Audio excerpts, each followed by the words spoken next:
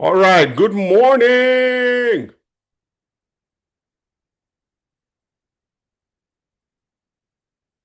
Good morning, good morning. Welcome to Americat Live. How are you? As always, there's a link in the chat window for anyone who's brave enough to come on and debate this issue, this topic. I'm covering three segments today. Boots on the ground. We're going to talk about U.S. Special Forces. It's official. United States Military Special Forces are in Nigeria at the moment, working with the Nigerian government, working with the Nigerian military to solve this insurgency disease. So we're going to talk about that. HHT 211 ACR, Fort Irwin, California. Richard Barricat was there, 1998. Basic training, Fourth Benning, Georgia. Rich M. Barricat was there, 1998. Petersburg, Virginia, U.S. Army. Rich M. Barricat was there. So I'm going to be giving you guys some insights from an ex-U.S. military perspective. U.S. Army, I was there.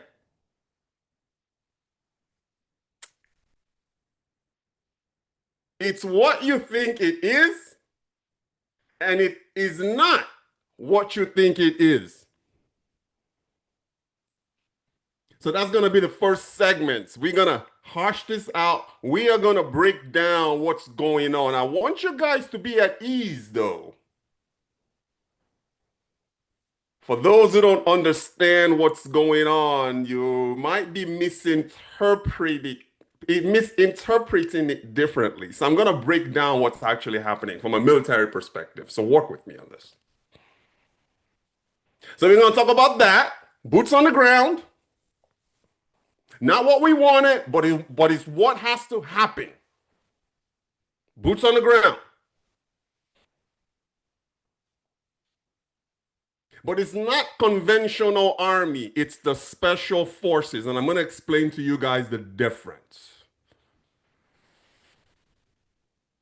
And then we're going to talk about the UK bribery trial of Dizani Alison Madueke, former Minister of Petroleum under Goodluck Jonathan. She served from well, do you want to call it serving? I mean, she was appointed former Minister of Petroleum under the presidency of Goodluck Jonathan from 2011 to 2015.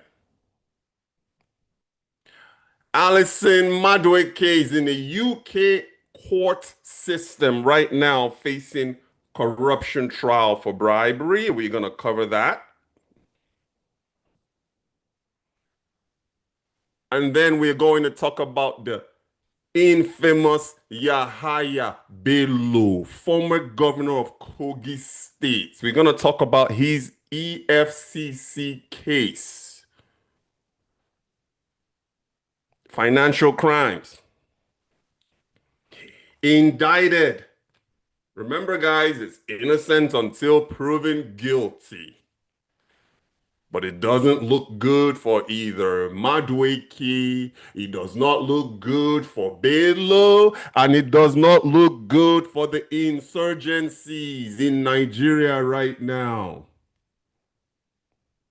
And if time permits, ladies and gentlemen, we're going to talk about Nnamdi Kanu if time permits. So he's the fourth segment if time permits. Nnamdi Kanu wants out of jail right now. He doesn't want to be in there. He doesn't want to be in jail. He wants his case retried. He wants his case tossed. Well, not his case, because he's already convicted. So he wants the whole thing, just wants the whole thing to just poof and go away. That's what Nnamdi Kanu wants right now. So if time permits, we're gonna cover Nnamdi Kanu as well. But let's talk about the first segment. The United States Special Forces on ground currently in Nigeria. Ladies and gentlemen,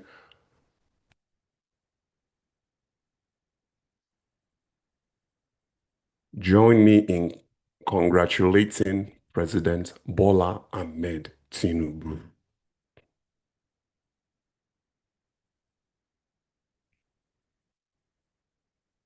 Join me in thanking the President of the United States of America, Donald J. Trump. And let's all, as Nigerians, all over the world, locally back home and those in the diaspora, let's embrace this partnership between the United States military and Nigerian military. The problem of the insurgency in northern Nigeria, northeast Nigeria, northwest Nigeria is slowly starting to trickle into the middle belt. You see what's going on right now in Kwara State. See, they're coming together as one to eradicate this disease. And who better to partner with? Since post 9/11, the United States military, especially the Special Forces arm of the US military, they are in the terrorist hunting and terrorist disposable business. That's what they specialize in. So, Rich, well, what are they doing in Nigeria? Why can't Nigeria do this themselves? Because Nigeria has reached a point that the country feels. Remember, this is not a weakness on Nigeria's part. The country feels they need assistance. So if it's okay for Nigeria and the president to travel the world, striking trade deals here, trade deals there, seeking foreign direct investments, doing all this and doing all that, isn't it's also fair for Nigeria to also partner for security? You can't have one or the other. Trade does not flourish where there's risk. And Nigeria is risky right now. Not the southern parts. We are relatively okay compared to the northern part, closest to the Sahel region. That's where the issue is. So all these militants, they are trickling into Nigeria, and that is why the Nigerian military and the Nigerian government sought an assistance, sought partnership with the United States military. You see, the US and Nigeria are strategic partners. So this is what it is not. It is not an invasion, and it is not the United States of America meddling in Nigeria's affairs. It's not. See, the reason why I'm saying join me in congratulating Bola Tinubu is, see, this would not have happened if President Bola Tinubu did not sign off on it. And it wouldn't have happened because the president of Nigeria is the commander-in-chief of the Nigerian Armed Forces. Donald J. Trump is the commander-in-chief of the United States Armed Forces. So they are partnering up to solve this problem that we all want solved. And there's no gray area. You are either for the partnership or you are either against it.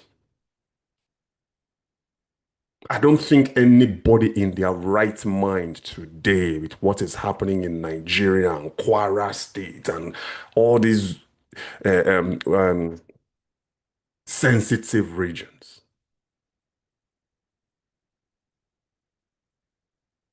this problem has to go away. So they sought, told you guys in previous, in I think like last month, that the CIA is on ground right now, working with with Nigeria's version of the CIA. So they're working from an intelligence capacity, and then now they are working from a military capacity as well. So Nigeria is not at risk. President Bola Tinubu is fine. Nobody is getting rid of him. He is doing his job. Honestly speaking, I support President Tinubu regarding this matter because it didn't happen during the Buhari era. It definitely did not happen during the Goodluck Jonathan era. As a matter of fact, this mess that's going on right now really flourished in Jonathan's era, did it not? Remember when Jonathan was negotiating with them? Come in an amnesty plan. Let's have a beer parlor conversation. What is that? No, no, no, no, no. Tinubu is not negotiating with terrorists. Donald J. Trump hates them. He is definitely not negotiating with her. Listen to me. He wants them all gone. I want them all gone. There's no safe haven for you in Nigeria. Go elsewhere and set up your camps. Go elsewhere and do your training. Go elsewhere and commit your atrocity. But guess what? You are always going to be looking over your shoulders because the Nigerian military is on your ass. The US military is on your ass. NATO is on your ass. And your days are numbered. Listen, it's a bad day at the office for insurgencies in Nigeria. Thank you, Bola Ahmed Tinubu. Thank you, Minister of Defense, Musa. Musa is involved in this as well. The Nigerian security forces, they're all involved. Let's work together and solve this problem. So you have to get behind, and there are gonna be politicians in Nigeria saying, Bola Tinubu is kissing ass. Bola Tinubu is this. Bola Tinubu is the next Maduro. Bola Tinubu is not the next Maduro. Do you know why? Because Bola Tinubu is not in trouble. He has not been indicted of any charges. He's not a drug smuggler. He's not a drug pusher. He's not wanted. He was elected, and President Bola Tinubu's presidency is recognized globally. So he is fine. This is not a Maduro-esque type operation. It's not. This is simply the U.S. Special Forces. And I'm going to show you the elite Special Forces assigned. I don't have, this is all classified. But if it's what I'm thinking it is, it's the U.S. Green Beret that's there right now. They specialize in guerrilla warfare. They are there right now, working alongside the Nigerian military. Remember, it's a 10-to-1 ratio. For every one Green Beret, there's 10 Nigerian forces there that they are supporting. Remember, the U.S. Special Forces are not there to fight Nigeria's war. They are not there to fight Nigeria's battle. They are there to assist with their expertise expertise and their technology and their experience at war and guerrilla warfare.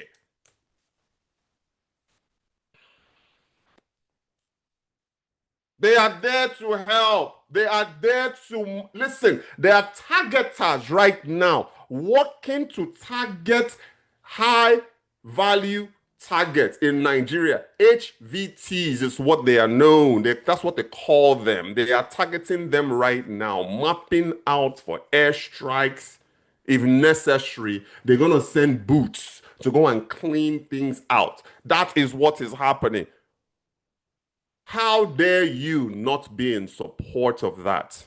Those who are against Tinubu. If you want to be against Tinubu's politics, that's fine. At the end of the day, he is also in the terrorist disposable business. They gotta go. What is really the problem?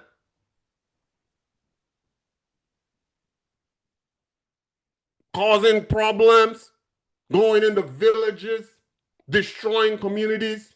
Because of what? What ideologies are you? No, we don't want to be a Sharia state. Nigerians don't want that. Nigeria is a melting pot of religion. Muslims, Christians, pagans. I am not a religious guy, although my background is in Christianity. I do not consider myself a religious person by any means. I don't go to church. I don't like pastors. I don't like what they stand for. I don't like imams. I don't like any, what do you call it, religious leaders. They do nothing for me.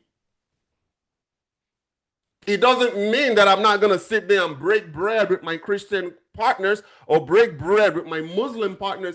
I just don't practice religion. So what's the problem?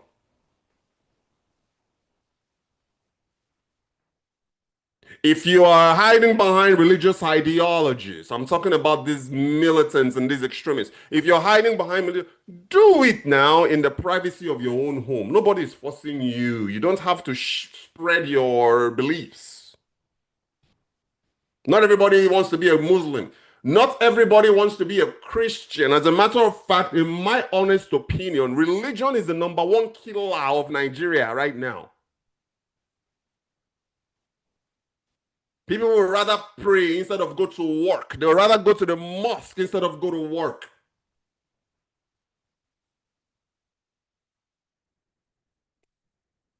That's the problem. One of it, at least. So we need to embrace what is happening. I don't know how long they're going to be there. They might be there for a few months. They might be deployed for the next 3 years. We don't know. But listen, if it stops this issue, every single Nigerian should be able to wake up every single day, go about their business, go to bed at night, and sleep with both eyes closed. Right now, people are sleeping. They used to sleep with one eye open. Now they are sleeping with two eyes open.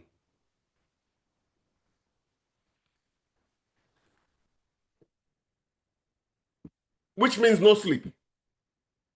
And then you expect them to wake up the next day and become resourceful citizens and resourceful residents of the country. It doesn't work that way. Nigeria needs to be safe. Listen to me. This is not what we wanted. It's not what we wanted. But Nigeria realized that they couldn't do it alone. And they needed help. There's nothing wrong with it. Who best to partner with than the specialist at this kind of thing? It's not Russia. It's not China. It's not Turkey. It is not France. It is the U.S. military, especially the special forces, not conventional army. The special forces, this is what they do.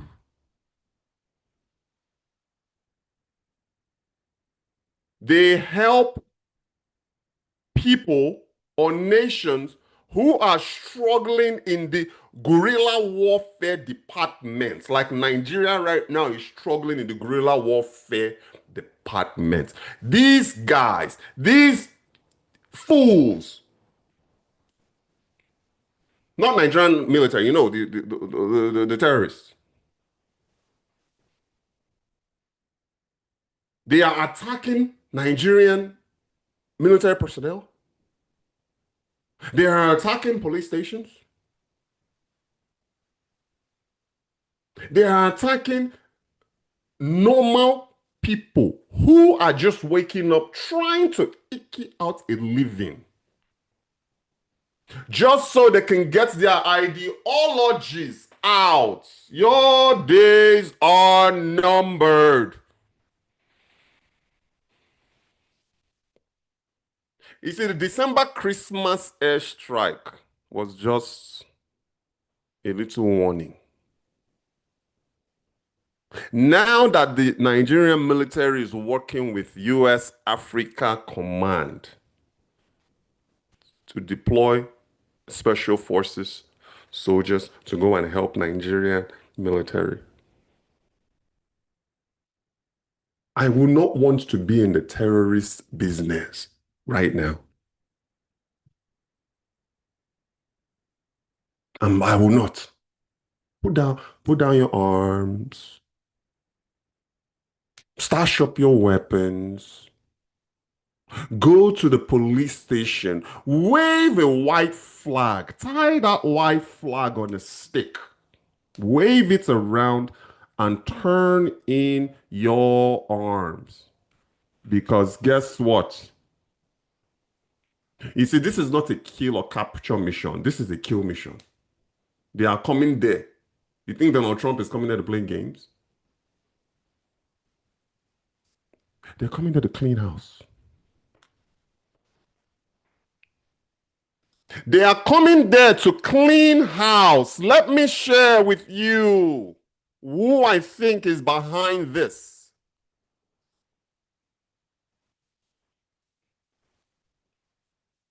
This is the elite force that I think is behind helping Nigerians back home, helping the Nigerian military. You see, I don't think it's SEAL Team 6. It's definitely not Delta Force. You see, Delta Force is the ones that went in and got Maduro. Al-Baghdadi, all those, Al-Zakawi, that's all Delta Force. Those guys that go, once you are marked, there's no turning back. This is who I think is there in Nigeria right now helping. This is the United States Green Beret. They are experts in guerrilla warfare. And they focus exclusively abroad in regions like Nigeria, Afghanistan, Iraq. This is this is what they do.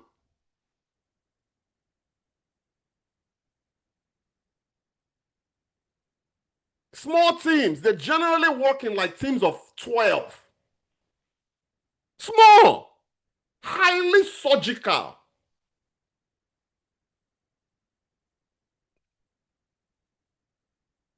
Look at their expertise there.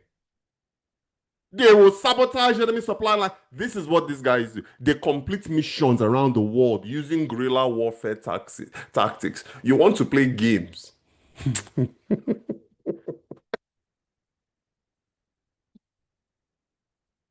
Thank you, President Donald J. Trump. I don't agree with everything that he does. To be honest with you, which president do you know has a 100% approval rate? They don't. Bill Clinton, to me, was one of the most popular presidents in the United States. Bill Clinton. Maybe George Washington, but all those guys, they still had haters. They still had people who didn't agree with their processes or their policies. Same thing with Trump, same thing with Tinubu. But seeing them come together as one to solve this insurgency problem, you can't be against it. See, look, counterinsurgency.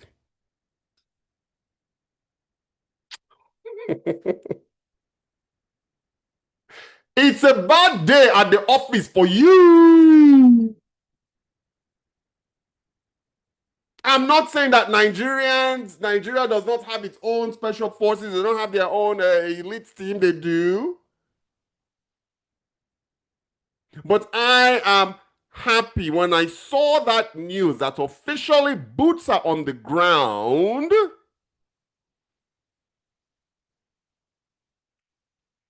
helping to destroy and eliminate this ongoing problem. Couldn't wait to talk about it. See, today I got time. My schedule is open today.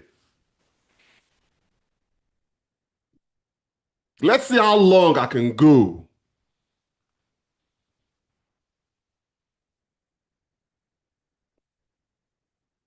Their counterinsurgency, they can distinguish between civilians and enemy combatants while assisting with the stabilization, defense, and training of developing countries facing insurgent threats.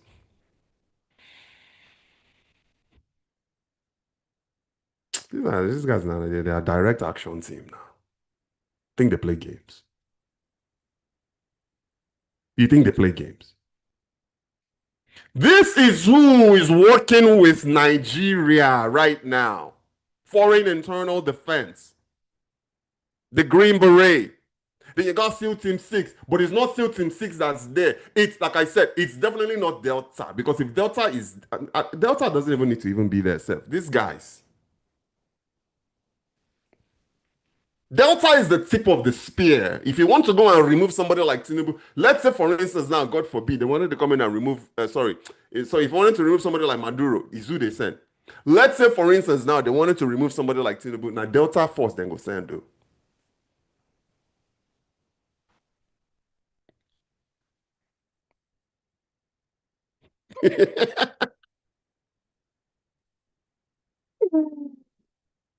Oh, goodness gracious. It is a bad day at the office. Let's look at the article from Reuters. This was on the 3rd. U.S. military says some forces have been dispatched to Nigeria. Like I said, it's a small team. Maybe it's a small battalion, maybe like 40 or so, and then they split off into 12 teams just to help there. Just a small surgical team.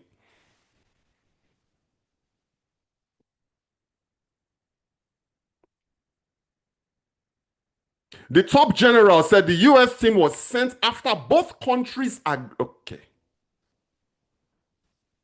This is a bilateral thing. Remember, Nigeria asked for help.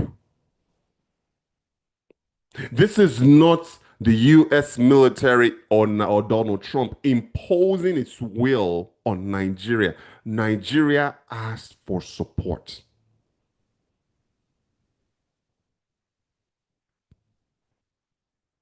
The US team was sent after both countries agreed that more is needed to be done to combat the terrorist threat in West Africa. That has led to increased collaboration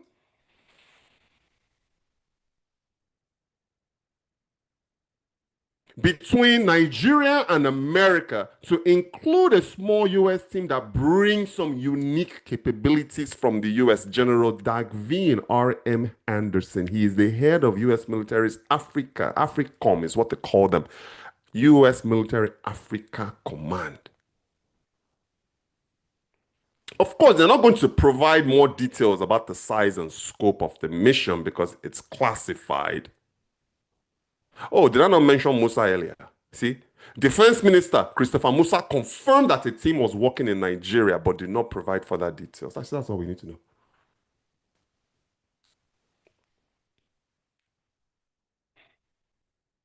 They are all working together.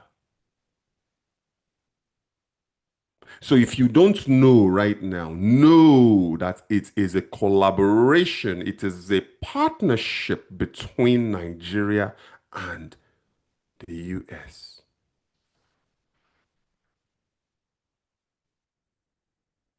A former U.S. military, sorry, a former U.S. official said the U.S. team appeared to be heavily involved in intelligence. You see, CIA did there now.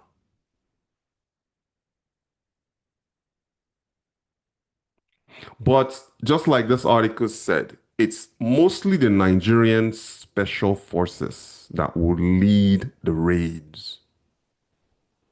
That will lead the ones that will lead the raids. And if help is needed in that way, in any capacity, perhaps the special forces will step in and help them. But realize, remember that 10-to-1 ratio that I talked about? Generally, that's how it works. One Green Beret or one US Special Forces personnel will be assigned to 10 Nigerian soldiers.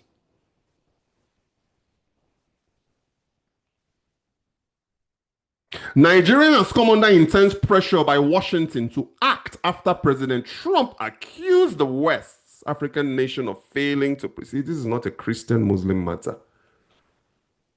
You see, that's the one part about this whole thing that I would probably push back on.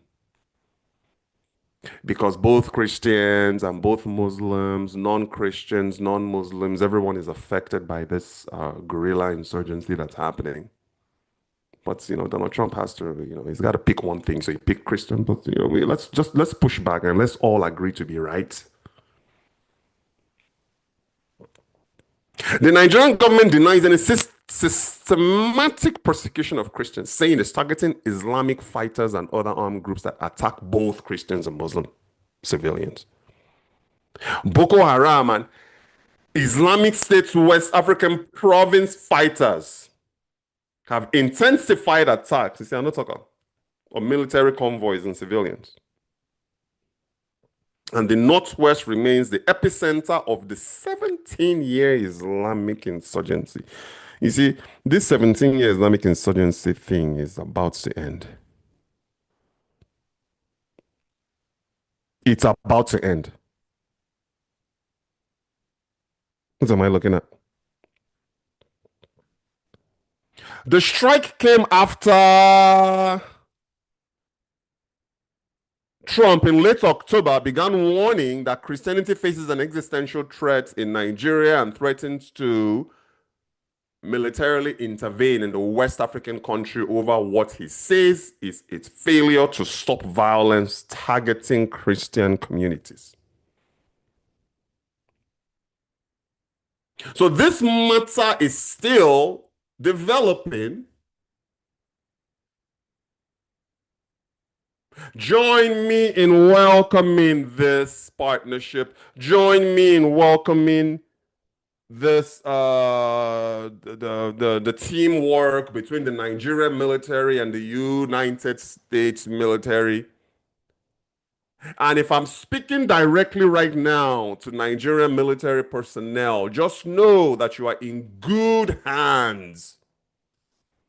Nigeria is in good hands. The United States of America is not coming to invade where they don't want Nigeria's oil. The United States has their own oil. Remember, Donald Trump is also the acting president of Venezuela. So they also have Venezuela oil. So no be oil be problem. The issue at hand here is we all want this matter to go away.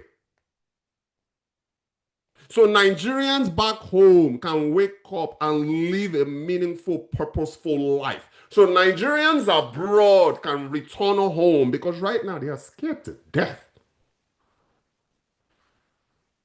That's like the number one thing that's stopping Nigerians abroad from going home. It's just fear of criminality. They're afraid.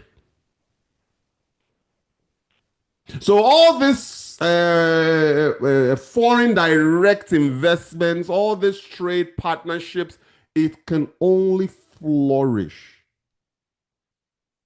when there's a safe, enabling environment.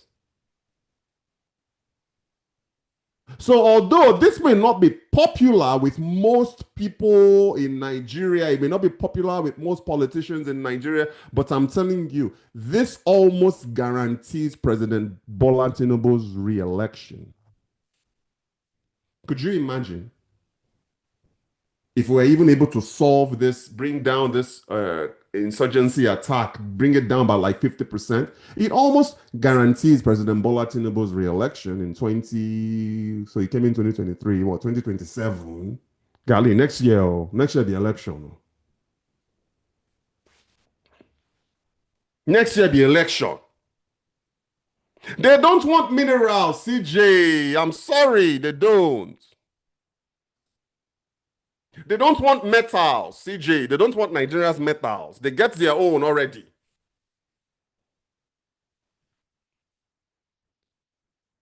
CJ said, by the way, guys, CJ is in Canada. Active Dodger, if you're on, you need to get in touch with CJ because she wants your number. She was asking me about it. I said, I don't have your number, Active Dodger. So find a way. Is there a way for people to reach each other on YouTube, guys? Can you contact somebody on YouTube directly? I don't know if you can do that. But Active Dodger is looking for CJ's number. And also, Nigerians, let me tell you guys something.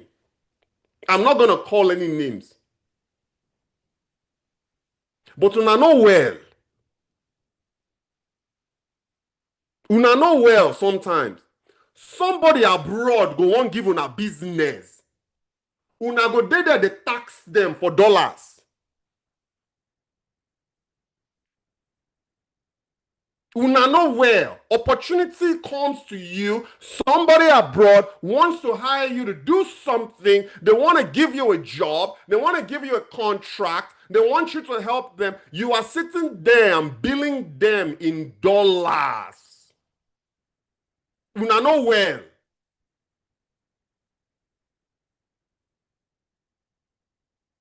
We got to stop this crap.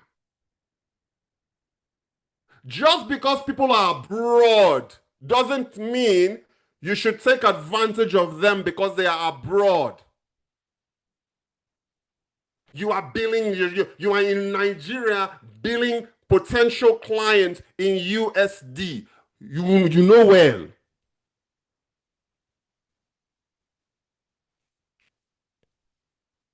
Bill them what you would bill in Nigerian. There's no such thing as abroad rates. Somebody will come in Nigeria, they want one thing. Somebody will come abroad, they want the exact same thing that the Nigerian person wants. You give the Nigeria rate, and then you give the abroad person abroad rate. You know well.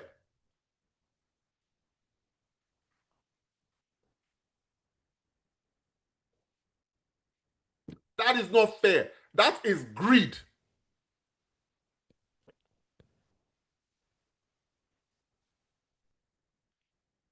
Treat Nigerians abroad with the same respect and the same courtesy you would treat Nigerians back home.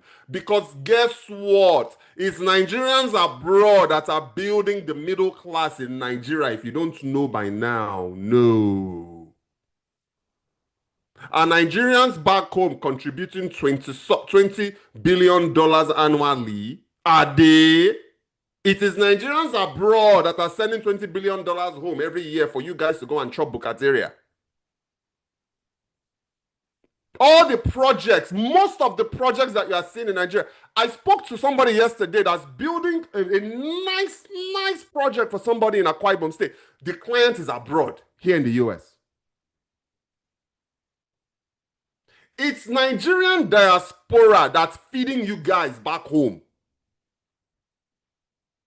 So show respect, because one good project leads to another project. If you do good job for me, I will recommend you and refer you to people I know abroad who are also looking for my services. Let me tell you something. My team, my manager in Nigeria right now, I've given him abroad business. Even when he's not working for me. He is in the... Maybe I should promote the guy. He specializes in the installation of solar security systems. And he can travel anywhere in Nigeria. Sure, you see, I'm abroad. promoting somebody in Nigeria to abroad clients is because he did a good job and he's not taking advantage of them and he's giving them the same rate he will give Nigerians. He's giving them abroad. So if you are watching this and you are looking for home security systems for your property or your project site or your construction site, I have somebody for you and it works for me. That's what I'm talking about. You can install solar. Listen, you will stay in your or abroad. You can monitor your properties using an app for free. So you can sleep well at night. You see, that's people abroad giving people in Nigeria business. But you are there. When somebody tries to hire you for a project, you are sitting up there quoting them in dollars. You know well.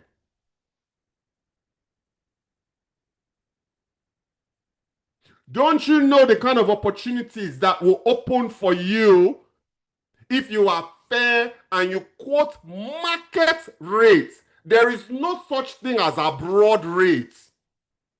Quote the market rate. If it's 10,000 naira to do the job for somebody in Nigeria, it should not be $10,000 to do it for somebody abroad.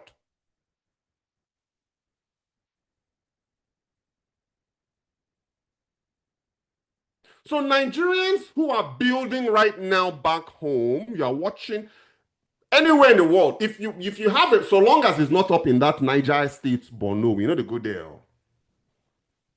The guy is not going to want to go there. But if it's in that southern belt, let's say Lagos, all across the Atlantic, all the way to Akwa Ibom, Cross River State, Port Harcourt, all that, you see, we can do that. But once you start talking about Kanu, Kaduna, sorry, I can't put the guy at risk. Oh. You see, this is why Donald Trump and Tinubu wants to solve that problem. So Nigerians can actually walk anywhere in Nigeria.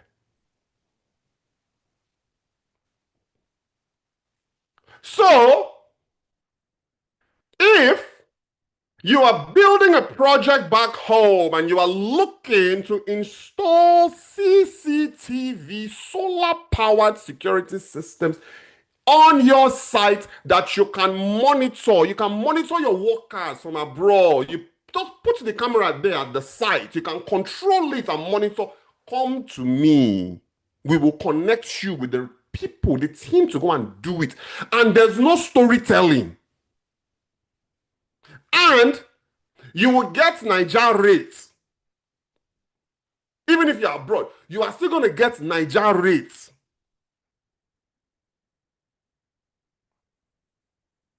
702-201-8311. That is my WhatsApp number. Let's put Nigerians to work. Stop this greed. Stop this madness.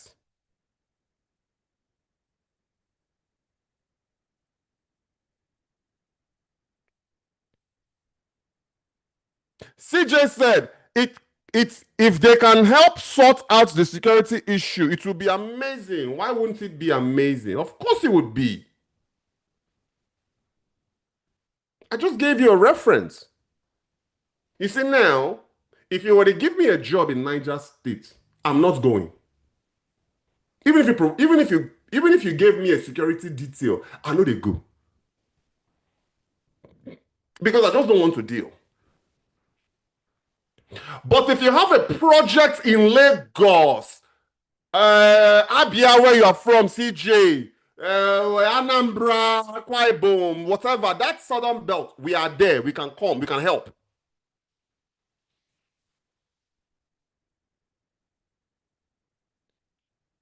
So that's what I wanted to say about that. I segue into it a little bit, but I had to tell you that Nigerians, well, I won't say all Nigerians, some Nigerians just don't get the picture. They don't understand business. They don't understand customer service.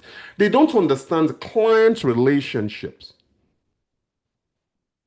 Because somebody is abroad, you are charging them USD.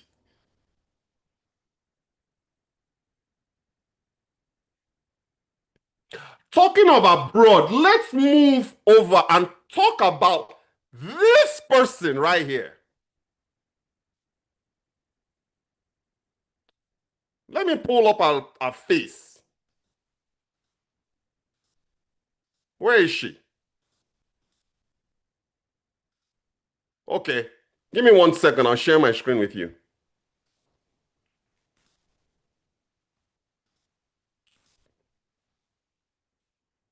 You see that lady in that fedora? Her name is Dizani Alison Madueke.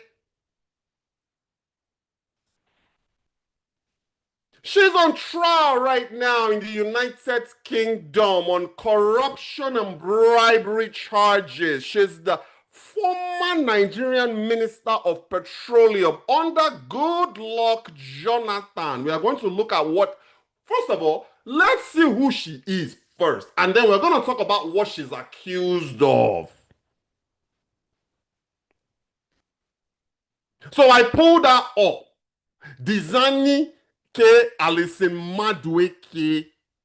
This is a profile, a little bio on the World Economic Forum page. Remember, it's innocent until proven guilty. Innocent until proven guilty. Dizani Alison Madueke holds a bachelor's degree in architecture. She went to Howard University here in the US. She's got a BA in architecture. Smart lady. She's not just some around the corner girl or around the corner. She's credentialed. She's got credentials. She's got an MBA at Cambridge University in the United Kingdom. She worked here in the US. She went back home to Nigeria to join Shell Petroleum Development Corporation in 2006. Appointed as Shell's first woman executive director in 2007. I'm talking about Alison Madueke, this Nigerian lady, currently on trial in the UK for bribery. She also worked as the Minister of Mines. You see how credentialed she is? Steel development in Nigeria since 2010. Nigeria's first Minister of Petroleum Resources, like I said, under Goodluck. And here's another one, OPEC. She was at one point the director of OPEC. Is it Organization of Petroleum Exporting Countries? Is that what OPEC stands for? Now, Madueke is on trial in the United Kingdom, indicted of bribery. And some of you might ask, well, why is she in the UK? Why is she being indicted in the UK? Because she was registered. Her residency was in UK when she was accused of continuing a criminal enterprise. She was doing it from the United Kingdom, although she's a Nigerian citizen. That's how. So the United Kingdom said that her crime, the commission of those crimes happened. She was using a British address to commit those crimes. So they charged her in the UK system. They have the jurisdiction over that. Right now, she's talking about, oh, she wants to come to Nigeria to fight her trial. You know you're not. You're not going to come here to fight tonight. Sorry, you're not going to go there to fight your trial. You're going to fight your trial right there in the UK where they accuse you of committing it. Beat the crime there first. Then go back to Nigeria if you want to. Remember, innocent until proven guilty. What a fall. She was once at Davos, giving Davos talk. Minister of Petroleum under Goodluck Jonathan. I think that's probably the reason why Buhari pulled that role. I think Buhari became the first Nigerian president to also be the Minister of Petroleum. It has passed on to Bola Tinubu now. She was put in charge of Nigeria's money. Think about it. 90% of Nigerian exports is crude oil and petroleum related. This is the person that was in charge of it. The indictment said that Madueke Madueke at one point spent £147,000 in one day. She was shopping at Harrods. She had luxury items. She was living a luxurious lifestyle. As a result of getting her fingers and her palms greased. Her brother also is also indicted.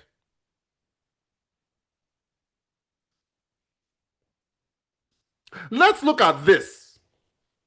A former Nigerian oil minister went on extravagant and excessive spending sprees at high-end London stores with money from bribes. By industry insiders, the London court has heard during a visit to Harrods in 2013. Remember, she was the Minister of Petroleum from 2011 to 2015. So this one happened right smack in the middle of her tenureship.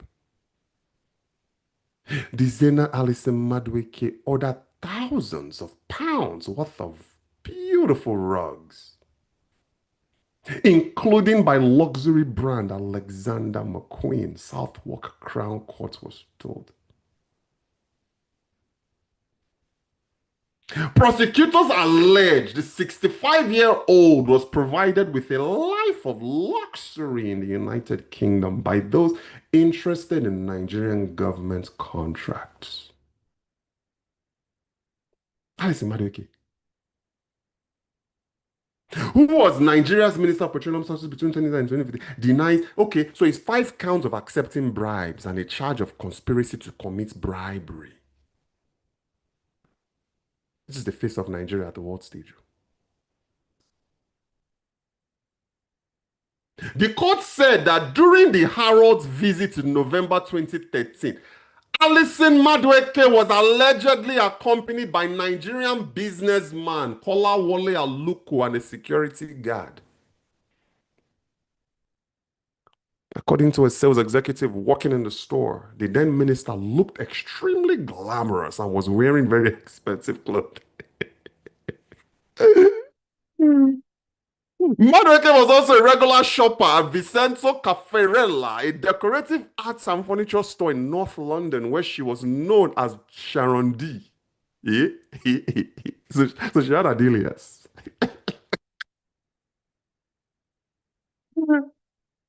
The prosecution alleged that between October 2012 and November 2013, sorry, I know I'm reading verbatim here because some of my viewers are driving on the road, maybe they're not even watching, they're just kind of listening. So we gotta cater to the people who consume this podcast via audio. So the prosecution said between October 2012 and 2013, does anybody know the salary of a Nigerian minister? I'll give you an idea. They don't make more than $10,000 a month. So a Nigerian minister right now, at the most, they make $15,000 a month at the most. So that kind of puts them in that $195,000 range a year. It might be lower.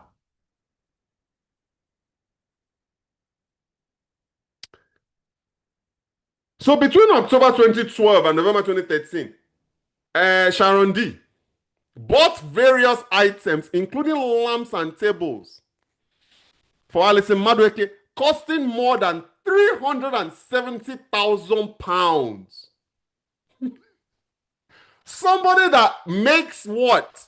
Less than $200,000 a year went in a 1-year time frame, spent almost double of what an annual salary is. The court heard Alison Madueke would also spend hours in Thomas Good, a china and silverware shop in Mayfair, and once arrived with an entourage of about 4 or 5 people.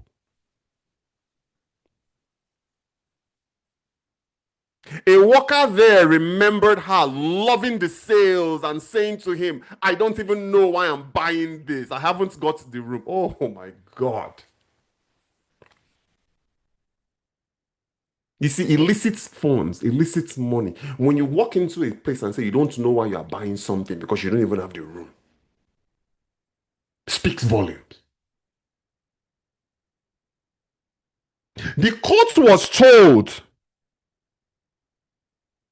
items were often bought but not collected. Hey, Mogbe. So she go buy item, but she don't go pick them up. And then they said Alison Madueke never paid for anything herself. Instead, the bills were understood to be settled by Aluko and other Nigerian businessmen said to own energy companies that had lucrative contracts with the state-owned Nigerian National Petroleum Corporation when Madueke was oil minister. So Madueke would just go, pick this, pick that. She doesn't even check the price tag. She just say, okay, I want this. And then she'll just, end of the day, they'll tag it, put her name on it, and then the likes of Aluko will go and pay for it behind the scenes. Because she did not want a paper trail. You see, that was the scheme. That, remember, it's alleged though.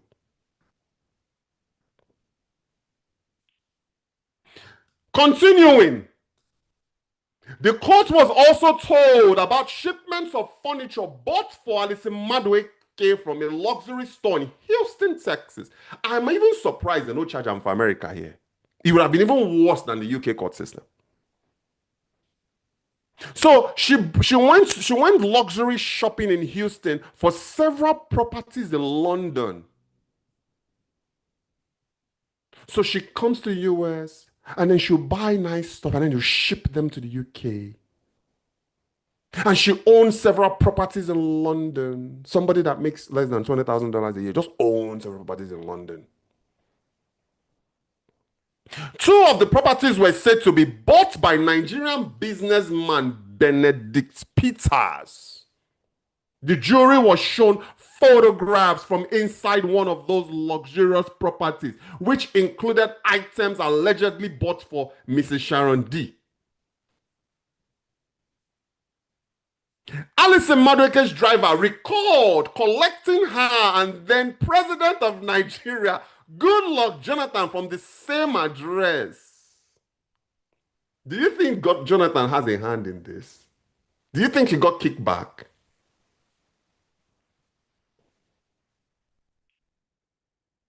Alison Madueke's driver, like I said, recalled collecting then Goodluck Jonathan with her. Other spending on the minister's behalf allegedly included £89,410 to charter a jet from Luton to Lagos in Nigeria in January 2012, as well as delivery of £100,000 in cash money from a bank in North London to her at a nearby flat. Ladies and gentlemen, in the United States, the minimum amount you can lease a private jet for is $10,000 an hour. So a round trip, because if she's taking a private jet to Nigeria, it's not as if she would just go on board commercial back to the UK. So this jet thing was a round trip affair. How long does it take to get to Nigeria? What, 8 hours, 6 hours from London? So 12, you're looking at about 120,000 just for the flight itself. Depending on how long they were in Nigeria, the pilots are probably put up.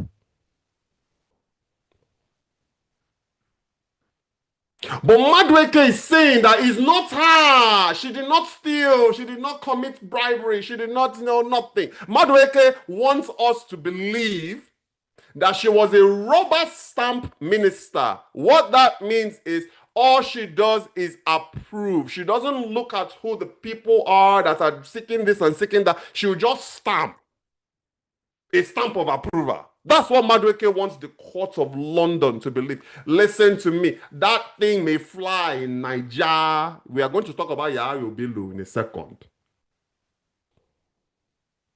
But it's not going to fly in a UK court system.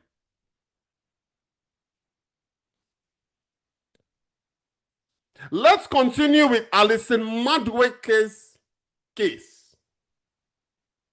The court was also told that Madueke's phone was seized in okay. So what happened, ladies and gentlemen? She was investigated as far back as 2015, but she wasn't charged until 2023. So apparently there's no statute of limit. There's got to be a statute of limitations, right? Isn't the statute of limitations 5 years or 7 years, depending on the crime? So the court was also told that Madueke's phone was seized in 2015 during police searches, revealing recorded conversations in which, okay, so they wiretapped her, in which she said she is said to have confronted Aluko over suggestions he had spoken about the gifts given to her at a time when their relationship was breaking down. In a conversation in May 2014, Madueke told Aluko she was really annoyed given that she and others had stuck our necks out when negotiating oil mining rights. Quote, I will be happy to escort all of you to jail along with myself. So she incriminated herself there. You see, you can't just tell people we are all going. You see, the ship is sinking. Basically, Madueke knew that the ship was sinking and she was going to take Aluko with her down. So she threatened that she'll be happy to escort them to jail and she's going to go to jail also with them. You'll be shocked at what I can do or what I will do. She's alleged to have said, adding, I will come out and tell the Nigerian people that this is what happened. Are you really, Madueke? Really? Really? This is incriminating. Remember, you cannot cross-examine a recorded phone conversation. This is incriminating. Listen, this is pretty much a nail in the coffin. If they can forensically identify that she uttered those words, she has incriminated herself as complicit. Oh, yes, I will blame myself. I will come out openly and say it so that they can judge me openly. And then all of us go and sit on the gates. Let us see who survived. Ah. So you go chop money and you still get mouth.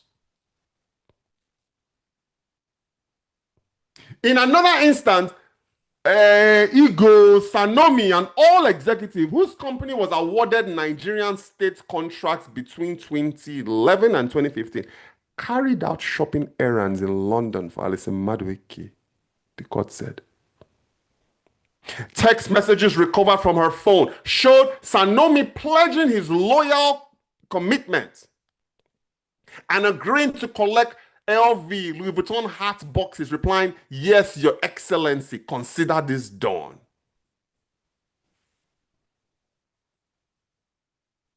So that's not a thief money over Nigeria. So by 2014, he expressed concerns their relationship was deteriorating. And so he allegedly sent Alison Madueke an email calling himself her true soldier. So this guy is saying, man, Madueke, I'll go down with you, man. I'm your, I'm a soldier. I'm going to go down. You go down, I go down. 3 weeks later, Sanomi's company was part of a consortium that was awarded a new oil mining lease by her. You see, CJ, you're talking about metals, right? Lease mining, metal mining. Alison Madueke's brother, former bishop. Oh, you see, listen, I love this, right? Look at that word, bishop.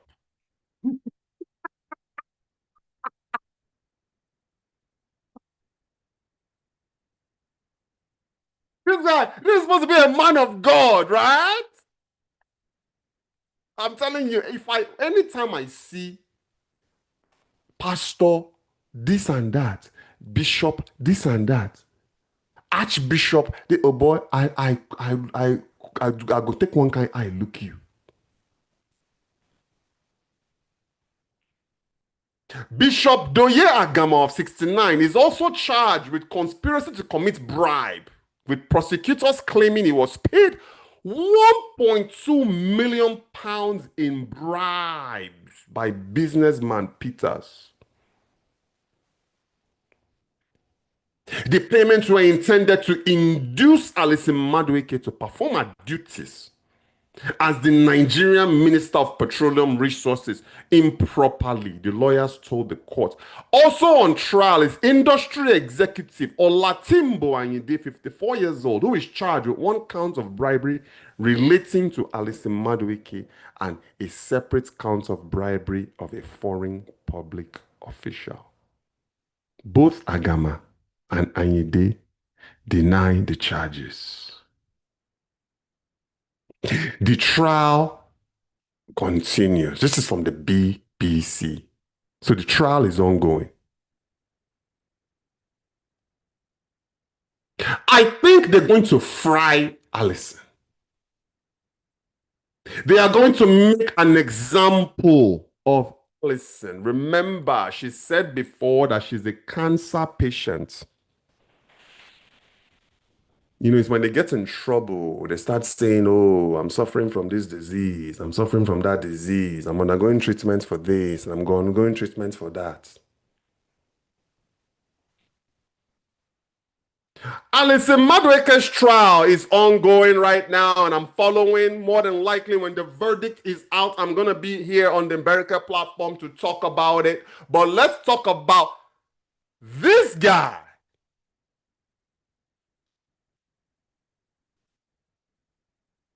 Look at this guy. This one is Yahaya Bello.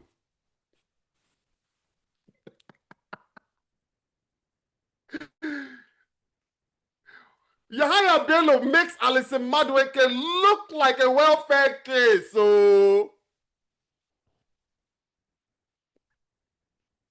Yahaya Bello, just like Alison Madueke, is accused and indicted of money laundering, financial crimes by the EFCC. This guy was the former governor of Kogi State.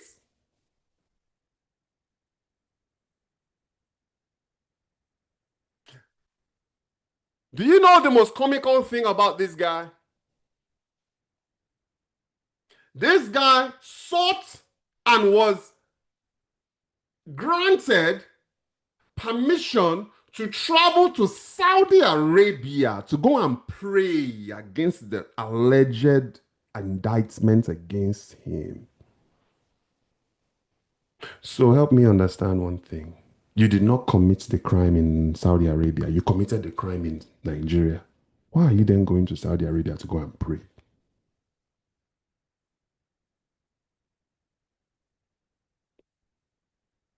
Money laundering. You see, the lawyer, the Yahaya Bello's lawyer is saying, forget him, no be so. This is politically driven. They're just trying to get him, you know? That's what the Yahaya Bello's lawyer is saying. But the evidence is saying something entirely different. And let's analyze, let's dissect what Mr. Yahaya Bello, former governor of Kogi State, what did he do?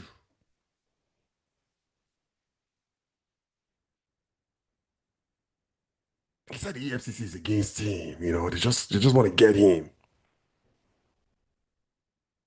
So the person that is defending him is Joseph Daudu, SAN.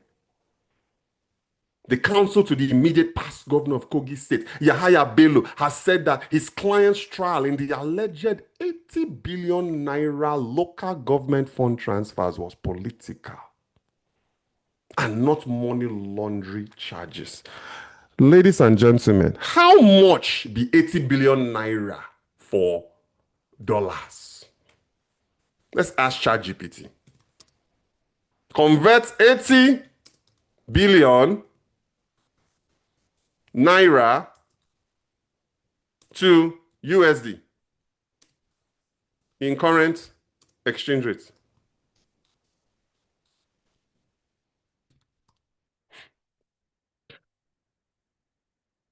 Let's see how much this is.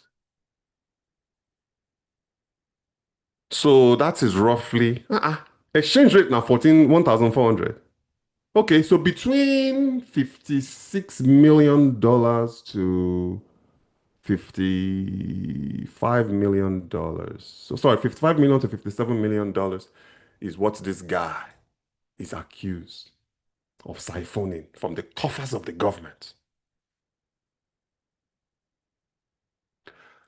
The lawyer said, folks, that this is an ongoing alleged money laundering case instituted against Bello by the Economic and Financial Crimes at the Federal High Court of Abuja. Dauda's clarification followed the remarks in the open court by counsel to the EFCC, Kemi Pinheiro, that what happened in the mode of payment by local government areas in Kogi State was stealing in disguise. He said this just as the seventh prosecution witness, Olomoteni Igogru, a compliance officer with Access Bank, admitted in court that the former governor did not serve as local government chairman in any of the local governments in Kogi State. The banker said this against the background that the contracts in question were awarded by local government chairman for various purposes to contractors. While being cross-examined by the counsel to the defendant, the EFCC witness also reiterated that there was no mention of the name of the former governor in any of the local government transactions under investigation. Daudu said the name Yahaya Bello did not appear, either as a sender or recipient of local government funds. He also admitted that on the face of Exhibit 33, 11. The entries of the transactions between the local government and Keyless Nature Limited were consistent with normal banking transactions.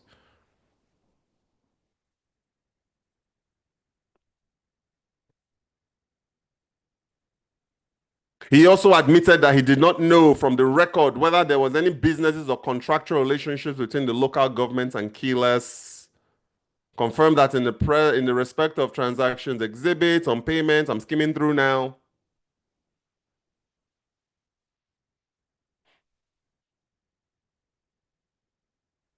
So this is the breakdown of the payments.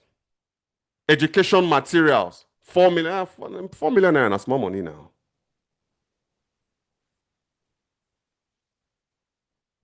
That's small money now. But either way, this guy, Yahaya Bello, former governor of Kogi, on trial by the EFCC. He's right up there with the Emefieles of Nigeria. You know they're going to fry this guy. Emefiele is like the Okakpatapata of all of them, though. But this is what is happening in Nigeria. These guys, I'm sorry, I know it is innocent until proven guilty. But if you have bribery, corruption, misappropriation of funds, we're talking about multi-million-dollar indictments. It's a problem. These guys have got to be held accountable. Again, it's innocent until proven guilty. He's fighting his case right now. Let's see how the prayer in Saudi Arabia works out for this guy, this Yahaya Bello guy. And just like Alison Madueke's case, I will be back to talk about this dude.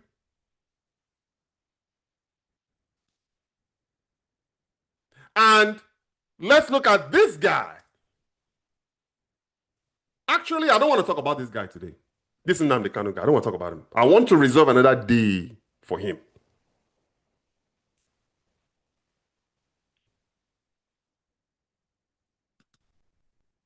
We're going to reserve another day for Nnamdi Kanu.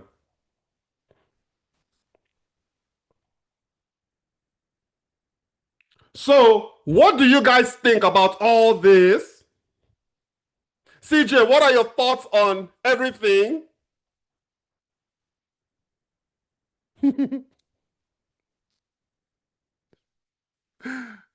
All right. So, like I said, we covered the three things: the United States Special Forces in Nigeria.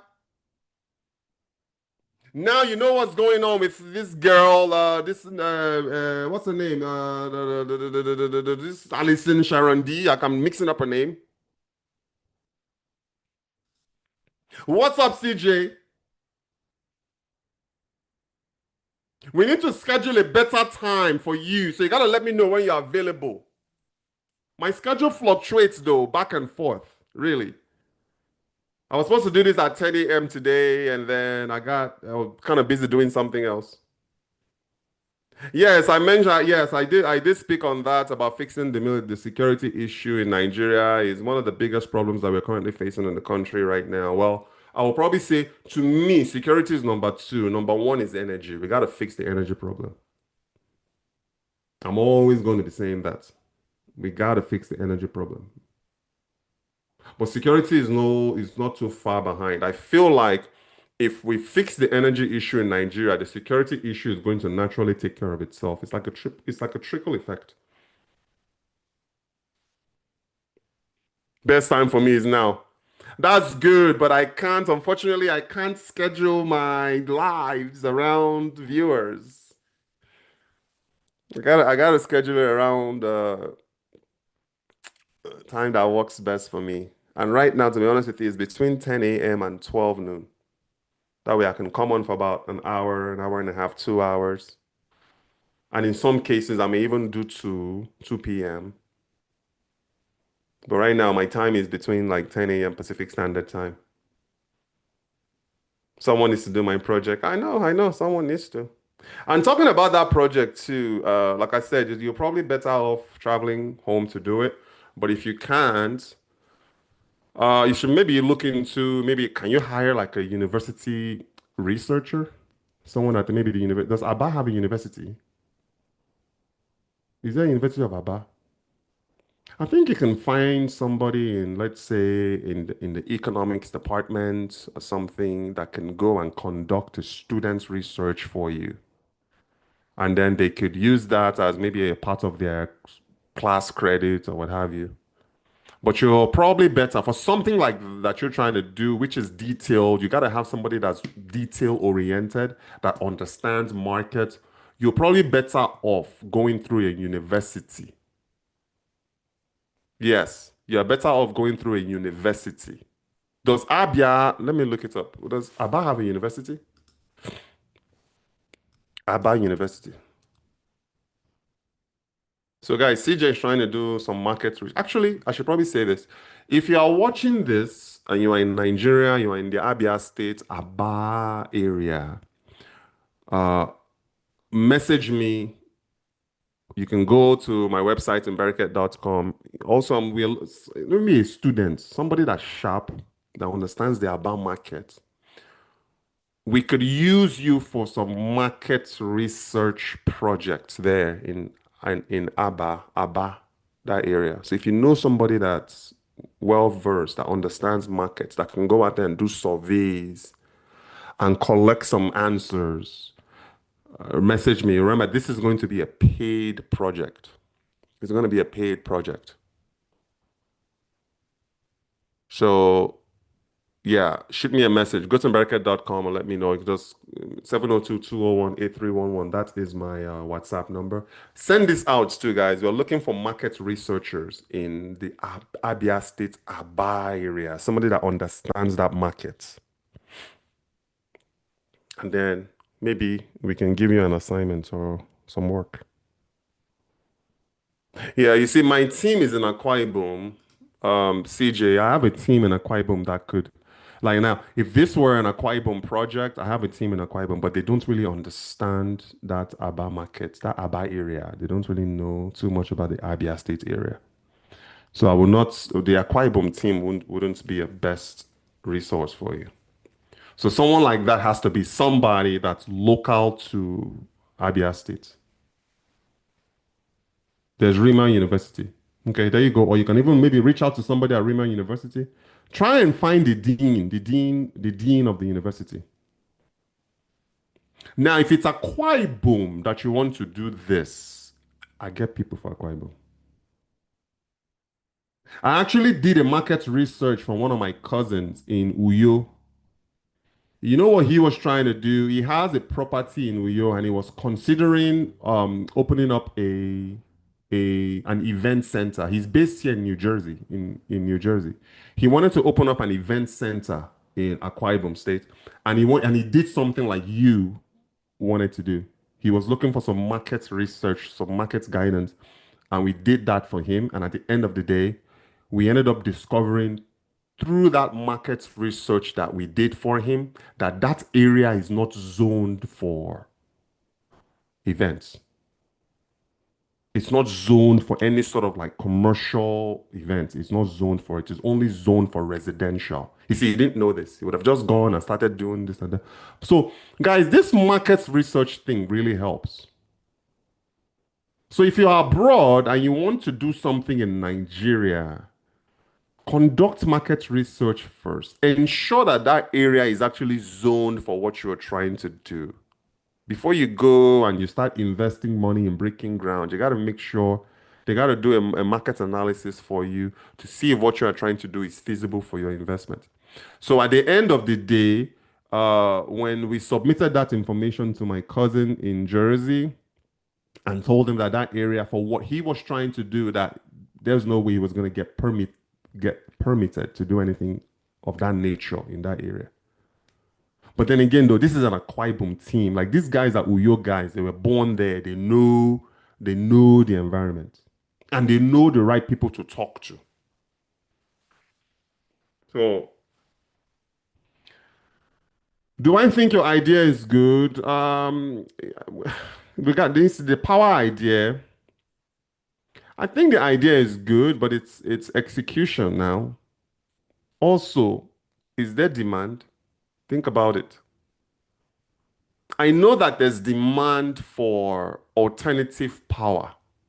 There's demand for that. But you also have to remember your stuff is product based. You got to think of where you're going to get this power bank, these alternative power systems.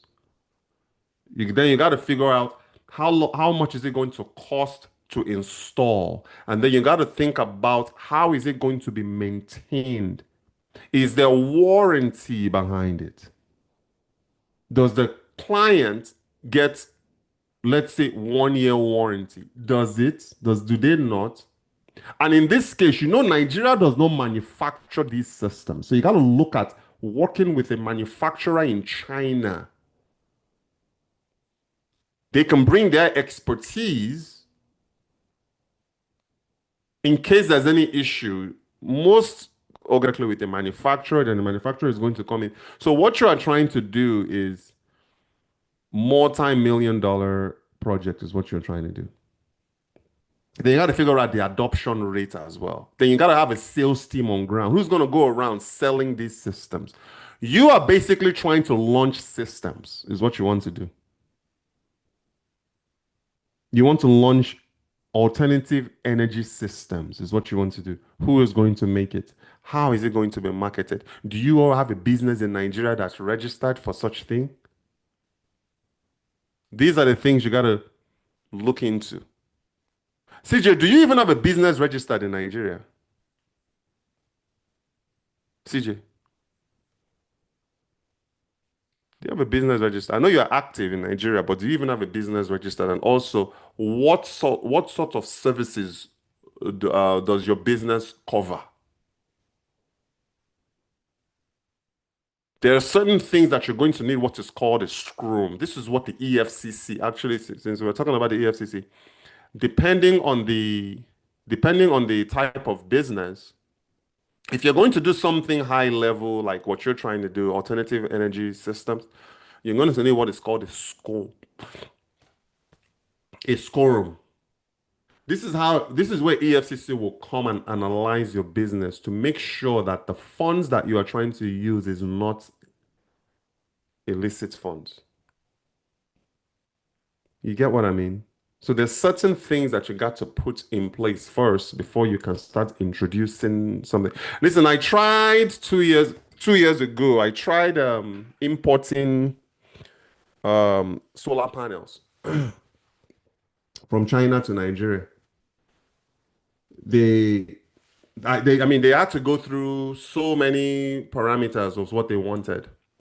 But the only way I was able to get out of that was I told them that it's the 17 solar panels that I installed in my village. I told them it's more of a infrastructural village development thing, that I wasn't selling them. That was how they were able to grant me the import, I guess, okay, to bring the items in. Now, if I were going and I was trying to sell them and trying to commercialize them and sell them in the retail space in Nigeria, it would have been a little bit different. But I told them that, hey, this solar panels that I'm bringing in, it's to help illuminate my village. So I put light in my village. Seven is still active today. 17 solar panel systems in Nigeria. So, what you should probably do, CJ, is first and foremost decide what you want to do, decide the kind of business you want to offer in Nigeria, and then you need to talk to a business consultant. I can link you with somebody, if only when you are ready. And then you and this person will sit down, you will tell them the kind of business you want, and then they will advise you on how to proceed. Then they'll tell you based on what you need, this is how much they're gonna charge. This is what it's gonna cost. These are the certificates you need. What is gonna cost for you to register your business?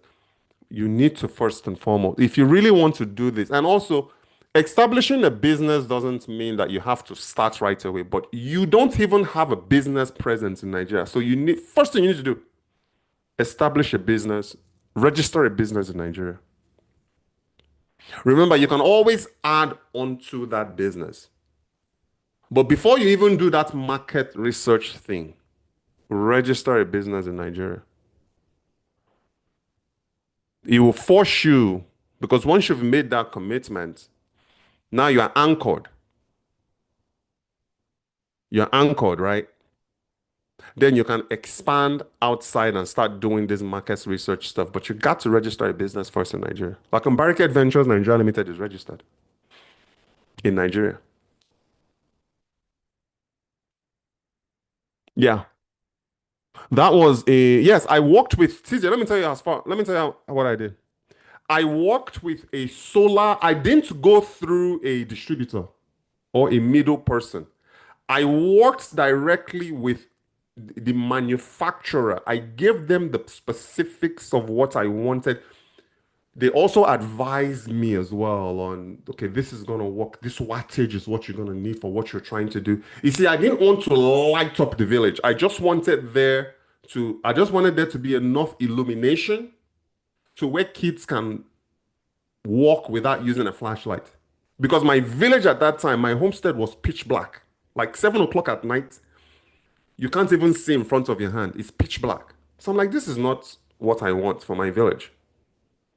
So the wattage that I went for is light enough where you can actually walk and not have to worry about stepping on animals or stepping on rocks. You can actually see in front of you. And it kicks in at 6 p.m., like clockwork. Once the sun goes down, you see, because it's 17, right? You kind of see them just start coming on. They start coming on one after the other. And then it will run from 6 p.m. to 6 a.m. And then during the day, because it's solar powered, it charges during the day. It's been going on flawlessly now for going on 3 years. So it depends on what you're trying to do. But um, if I were you, before you invest in market research and all that stuff, register a business.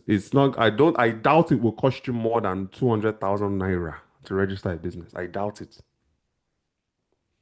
And then once you do that, then we can start working. Again, it's something that maybe I can reach out to my team in because Akwa Ibom is close to Abia State. And my guys are very smart. They are all college educated. So maybe they might know somebody in Abia that can help. And then we'll go from there.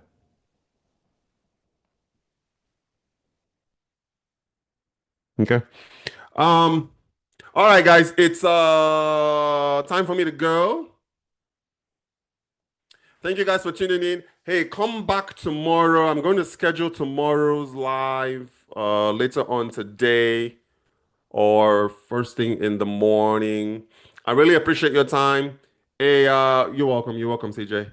Be sure to like, share, and comment. And before I go, I want to say this before I go. Remember, if you are based abroad and you're looking to do something in Nigeria, in the southeast, southwest part of Nigeria, I have a solid team of people that can help you. We don't operate in the northern part because it's just not an area that we want to deal with right now because of everything that's happening. So you can reach out, go to Mbereket.com, or you can just listen, I'm not that hard to find. Reach me on YouTube, whatever. You can reach me. And we can see what we can do with you. Okay. Sorry, do to help you. All right. So my name is Rich Mbereket. I'm based in the United States, recording this from Las Vegas, Nevada. Let me know, guys. Again, it's not something that I put out there. I don't do that. I don't do it for a living. It's not what I do, but it's not free, obviously. But I have a team in Nigeria that if I just give them a task, they'll do what I need them to do and then they'll report accordingly. You know what I mean? Our mind right now is in somewhere else. But again, we are always interested in helping Nigerians. Even if you just have a question about how to move and navigate to Nigerian space and you are abroad, let me know. Like I said earlier, there's some nonsense going on right now where Nigerians are back home charging American clients or trying to charge the diaspora money. With us, with my team, what the people in Nigeria pay in Nigeria is what you will pay. So there's no diaspora amount, diaspora price, Niger price. Everything is all the same. Okay. So serious inquiries only if you guys want to do something like that. Okay. All right. I'll catch you guys on the next one. Be sure to tune in for tomorrow's podcast. I'm not sure yet what I want to talk about, but you know, the way things are going right now, man, anything can happen. So, but anyway, I'll be back tomorrow to give you the last show for the week, and then I'm gonna take the weekend off, and maybe Kate will, depending on how she feels. This, oh no, sorry, we can't do anything this weekend because it's the Super Bowl this weekend. So we have plans this weekend. We're not gonna do anything. But tomorrow is gonna be the last show for the week. I want to give you guys something good to binge on for the weekend. All right. Like, share, and comment. And if this resonates with you, we come at you from a US perspective. Just know most of this content, man, all this Nigerian content is abroad viewers that's contributing to it. I'm telling you, is Nigerians abroad. They are the ones consuming. Those guys in Nigeria, they don't have data. They don't. So I'm not making content for Nigerians in Nigeria. You guys don't have data. Can you sit here and watch a podcast for 2 hours on your data? You don't. So my audience is international audiences. Okay. All right. Talk to you guys later, man. All the best.